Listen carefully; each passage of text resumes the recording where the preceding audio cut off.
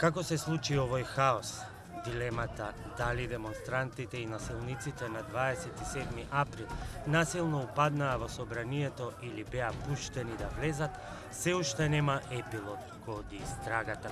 Но снимките до кои дојде топ тема на ваша страна ги потврдуваат тезите дека станува збор за добро координирана и организирана акција.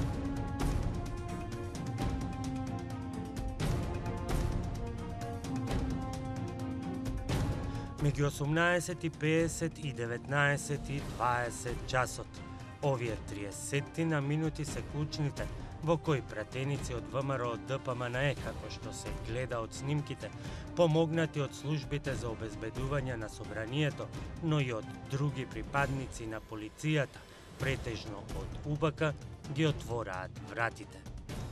7 пратеници на ВМРО ДПМНЕ веројатно дека знаеле или директно го координирале отварањето на собраниските врати, покажуваат снимките. Сашо Василевски и Крсте Муковски се директни актери. Но како се почнува? Од време на време низ празниот хол од собраниското фоаје претрчуваат службени лица, за кои изворите на топ тема на ваша страна тврдат дека се вработени во УБК.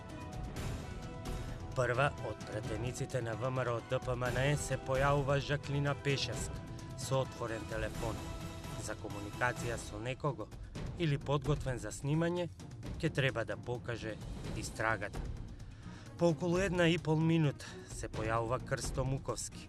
Нешто разговара со полициски службеник во цивил и се повлекува веројатно кон пленарната сала.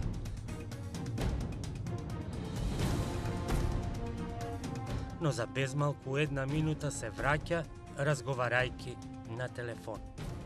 Кратко потоа отрчува и до главната врата.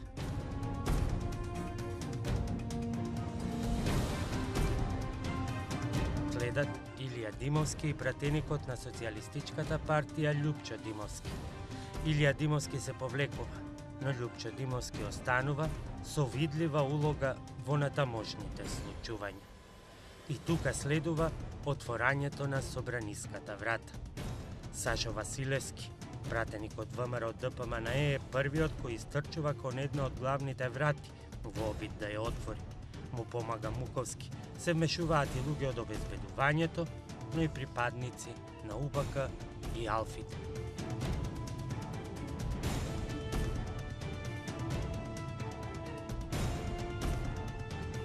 Вратата е отворена кога насред фоајето се појавува и пратеникот Јохан Тарчуловски. Но откако Муковски и Василевски ќе ја завршат работата, се вклучува пратеникот, исто така од ВМРО ДПМНЕ, Љубен Арнаудов. Пешевска пак во преградка со дел од демонстрантите. А потоа демонстрантите се насочуваат во различни правци.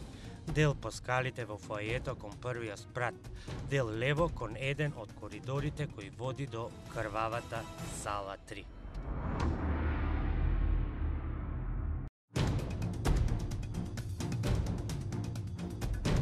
Извори на топ тема на ваша страна со сигурност потврдија дека еден од нив е шеф на смена во собраниското обезбедување. На 27 април не бил на работа. Пред внатрешната контрола, според нашите извори, изјавил дека дошол да види што се случува.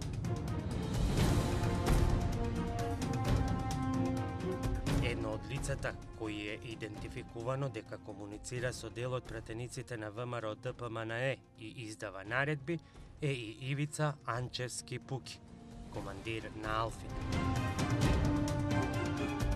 Тука се и Горан Ѓошевски, началник на оделение за обезбедување на председателот на собранието, и Оливер Поповски, началник на сектор за превентивно обезбедување личности и објекти, кои се само обични посматрачи. Не преземаат ништо. Полицајецот кој истрчува во обид да го спречи отворањето на вратата е Владимир Стојков. Ја враќа препрепката на влезната врата и се повлекува откако е спречен од двајца пратеници. Според извори во истрагата, во тој обид дошло до турканица со пратениците Муковски и Василевски.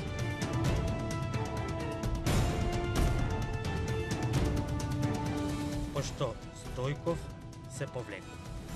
Диригентската палка овде ја има и командант Буки. Но инволвираноста на службени лица од полицијата не завршува само на асистенција внатре во собранието. Според извори на топ тема на ваша страна, во целата акција за упад во собранието и насилството врз пратениците и новинари биле вклучени 5 припадници на Агенцијата за разузнавање, 3 офицери на АРМ и 25 пензионирани или се уште вработени во УБК. Ова се снимки од обидот да се пробие малобројниот кордон пред собранието. На нив ги има Стојан Павловски Брадата, поранешен поморски диверзант во ЈНА, Дејан Димковски боксер, вработен во 5-та управа, моментно е во притвор.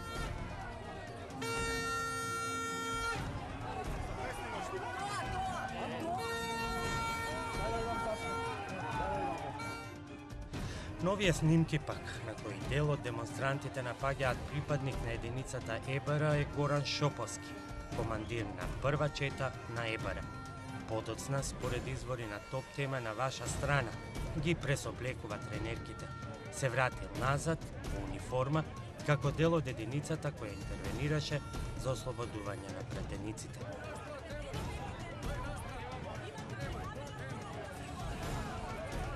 Меѓу оние што се обидуваат да го пробијат полицискиот фортион е и Митрев Валентин, поранешен припадник на волците, тим специјалист во втората диверзантска чета. Од 2001 година преминува од АРМ во посебно одделение на УБК. МВР досега суспендираше 17 полицајци. Овие снимки, според извори на топ тема на ваша страна, ги има и во обвинителството. Но зошто досега не е покрената истрага, нема одговор.